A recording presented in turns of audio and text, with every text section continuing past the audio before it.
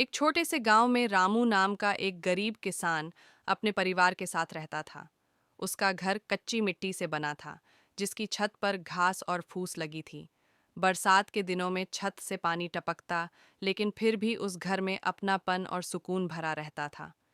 रामू के परिवार में उसकी पत्नी सीता, बूढ़ी माँ और दो छोटे बच्चे, मोहन और गीता थे।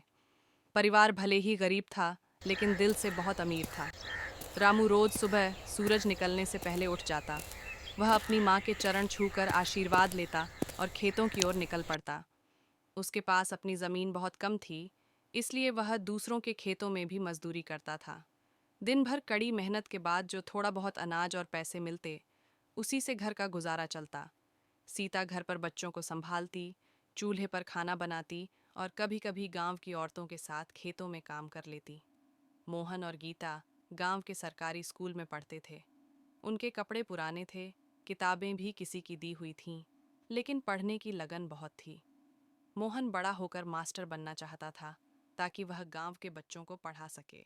गीता का सपना था कि वह नर्स बने और बीमार लोगों की सेवा करे। माता पिता अपने बच्चों के सपनों को देखकर हर कठिनाई सहने को तैयार रहते थे। एक साल गांव में भयानक सूखा पड़ गया।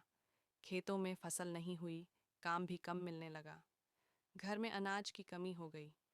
कई रातें ऐसी आईं जब परिवार ने आधा पेट खाना खाकर ही गुजारा किया।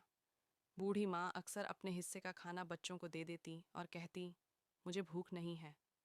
ये देखकर सीता की आंखें भर आतीं, लेकिन वह सबके सामने मजबूत बनी रहती। एक दिन गांव में सरकारी अधिकारी आए और गरीब परिवारों की सूची बनाई। रामू का नाम भी उस सूची में शामिल हुआ। कुछ समय बाद उसे मुफ्त अनाज और बच्चों के लिए छात्रवृत्ति मिलने लगी। यह परिवार के लिए बड़ी राहत थी। मोहन और गीता अब मन लगाकर पढ़ने लगे। रामू को भी गांव में मनरेगा के तहत काम मिलने लगा, जिससे उसकी आमदनी थोड़ी बढ़ गई। समय धीरे धीरे बदला। मेहनत, ईमानदारी और धैर्य रंग लाने लगे। रामू ने थोड़ी सी जमीन किराए पर लेकर खेती शुरू की। सीता ने सिलाई सीख ली और गांव की औरतों के कपड़े सिलने लगी। घर की हालत पहले से बेहतर होने लगी।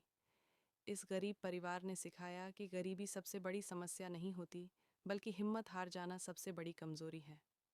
प्यार, मेहनत और उम्मीद के सहारे यह परिवार हर मुश्किल से लड़